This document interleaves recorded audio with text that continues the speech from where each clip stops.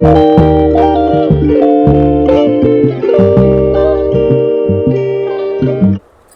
Friends, welcome back to my YouTube channel. ಎಲ್ಲರೂ ಹೇಗಿದ್ದೀರಾ? ಎಲ್ಲ ಚೆನ್ನಾಗಿದ್ದೀರಾ? ನಾವಂತೂ ಸೂಪರಾಗಿದ್ದೀವಿ. ಇವತ್ತು ಒಂದು ಸಿಂಪಲ್ಲಾಗಿ ಬೀನ್ಸ್ ಪಲ್ಯ ಮಾಡಿ ತೋರಿಸ್ತಾ ಇದ್ದೀನಿ ನೋಡಿ. ಸೈಡ್ ಡಿಶ್ಗಂತೂ ತುಂಬಾ ಚೆನ್ನಾಗಿರ್ತದೆ. ಬನ್ನಿ ನಾನು ಹೇಗೆ ಮಾಡಿದೆ ಅಂತ ನಾನು ನಿಮ್ಮ ಹತ್ರ ಶೇರ್ ಮಾಡ್ಕೋತೀನಿ ನೋಡಿ. ಇಲ್ಲಿ ನಾನು ಒಂದು ಅರ್ಧ ಕೆಜಿಯಷ್ಟು ಬೀನ್ಸ್ ತಗೊಂಡಿದ್ದೀನಿ. ಎಳೆ ಬೀನ್ಸ್ ತೊಗೊಂಡಿದ್ದೀನಿ. ನೋಡ್ಕೊಂಡು ತಗೊಳ್ಳಿ. ಚೆನ್ನಾಗೆ ಫ್ರೆಶ್ ಆಗಿರೋ ಬೀನ್ಸ್ ಆದರೆ ಪಲ್ಯ ತುಂಬಾ ಚೆನ್ನಾಗಿ ಬರುತ್ತೆ. ಎಳೆಯದಾಗಿದೆ. ಇದನ್ನು ಚೆನ್ನಾಗಿ ವಾಶ್ ಮಾಡಿ ಇಟ್ಕೊಂಡು ಚಿಕ್ಕದಾಗಿ ಕಟ್ ಮಾಡಿ ಇಟ್ಕೋತೀನಿ. ಫಸ್ಟು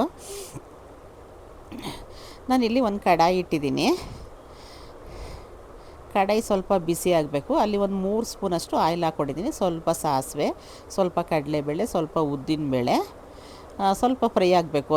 ಅದಾದಮೇಲೆ ಸ್ವಲ್ಪ ಜೀರಿಗೆ, ಇಷ್ಟನ್ನು ಹಾಕಿ ಸ್ವಲ್ಪ ಕರಿಬೇವು, ಒಣಮೆಣ್ಸಿನ್ಕಾಯಿ ಹಾಕಿ ಫ್ರೈ ಮಾಡ್ಕೋತೀನಿ. ಇಲ್ಲಿ ಇವರು ಈರುಳ್ಳಿ ಯೂಸ್ ಮಾಡೋದಿಲ್ಲ, ಈರುಳ್ಳಿ ತಿನ್ನೋದಿಲ್ಲ ಇವರು. ಅದಕ್ಕೆ ಇಷ್ಟೇ ಸಿಂಪಲ್ ಒಗ್ಗರಣೆ.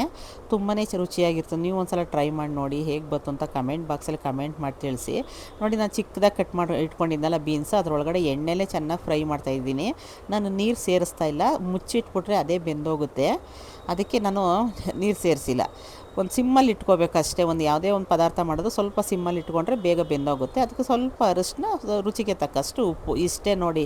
ಏನೇನು ನಾನು ಯೂಸ್ ಮಾಡ್ತಾಯಿಲ್ಲ. ಎಷ್ಟು ಚೆನ್ನಾಗಿತ್ತು ಗೊತ್ತಾ? ಲಾಸ್ಟಲ್ಲಿ ಸ್ವಲ್ಪ ತೆಂಗಿನಕಾಯಿ ಹಾಕೋತೀನಿ. ಎಷ್ಟು ಚೆನ್ನಾಗಿತ್ತು ಪಲ್ಯ ಅಂದರೆ ಅಷ್ಟೇ ಸೂಪರಾಗಿರ್ತದೆ. ನೀವು ಒಂದು ಸಲ ಟ್ರೈ ಮಾಡಿ ನೋಡಿ. ಇದು ಬೆಲ್ಲ. ಇದು ಏನಕ್ಕೆ ಬೆಲ್ಲ ಅಂದರೆ ನಮಗೆ ಅದೇ ಕಲರ್ ಇರಲಿ ಅಂತ ಸ್ವಲ್ಪ ಸ್ವೀಟ್ ಹಾಕೋದಷ್ಟೇ. ಸ್ವಲ್ಪ ಯಾವುದೇ ತರಕಾರಿಗೆ ಸ್ವಲ್ಪ ಒಂದು ಚಿಟಿಕೆಯಷ್ಟು ಸಕ್ಕರೆ ಆಗಲಿ ಬೆಲ್ಲ ಆಗಲಿ ಹಾಕಿದ್ರೆ ನಾವು ಯಾವ ಕಲರು ಹಾಕಿದೋ ಬೀನ್ಸು ಅದೇ ಕಲರ್ ಇರುತ್ತೆ. ಕಲರ್ ಚೇಂಜ್ ಆಗಬಾರ್ದು ಅಂತ ಸ್ವಲ್ಪ ಸ್ವೀಟ್ ಹಾಕೋದಷ್ಟೇ. ತಿನ್ನೋದಕ್ಕೂ ತುಂಬಾ ರುಚಿಯಾಗಿರುತ್ತೆ ನೋಡಿ. ಅದೇ ಕಲರ್ ಇದೆ.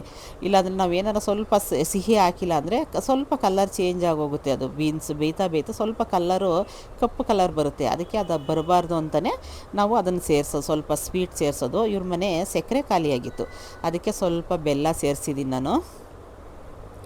ಇದಕ್ಕೆ ನಾನು ತೆಂಗಿನಕಾಯಿ ತುರಿ ಮಾಡಿ ಇಟ್ಕೊಂಡಿದ್ದೆ. ಸ್ವಲ್ಪ ತೆಂಗಿನಕಾಯಿನ ನಾನು ಫ್ರಿಡ್ಜಲ್ಲೇ ಮಾಡಿ ಇಟ್ಕೊಬಿಡ್ತೀವಿ ಫಸ್ಟೇ. ಅದು ಸ್ವಲ್ಪ ಐಸಾಗಿತ್ತು. ನಾನು ಸ್ವಲ್ಪ ಅದನ್ನು ಪುಡಿ ಮಾಡಿ ಅದ್ರೊಳಗಡೆ ಹಾಕೋತೀನಿ.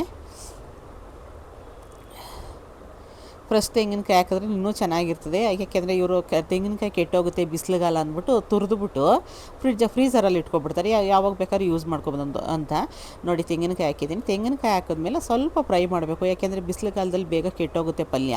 ಸ್ವಲ್ಪ ಬಿಸಿ ಮಾಡಿಬಿಟ್ರೆ ಆವಾಗ ಕೆಡೋದಿಲ್ಲ ನೋಡಿ. ಇಷ್ಟೇ ಸಿಂಪಲ್ಲಾಗಿ ಮಾಡಿದ್ದೀನಿ. ಈ ವಿಡಿಯೋ ಇಷ್ಟ ಆದಲ್ಲಿ ದಯವಿಟ್ಟು ಲೈಕ್ ಮಾಡಿ, ಕಮೆಂಟ್ ಮಾಡಿ. ದಯವಿಟ್ಟು ಪೂರ್ತಿಯಾಗಿ ವಿಡಿಯೋ ನೋಡಿ. ಇಲ್ಲಿ ತನಕ ನನ್ನ ವಿಡಿಯೋ ನೋಡೋದಕ್ಕಾಗಿ ಧನ್ಯವಾದಗಳು. ಮುಂದಿನ ವಿಡಿಯೋದಲ್ಲಿ ಸಿಗ್ತೀನಿ. Thank you.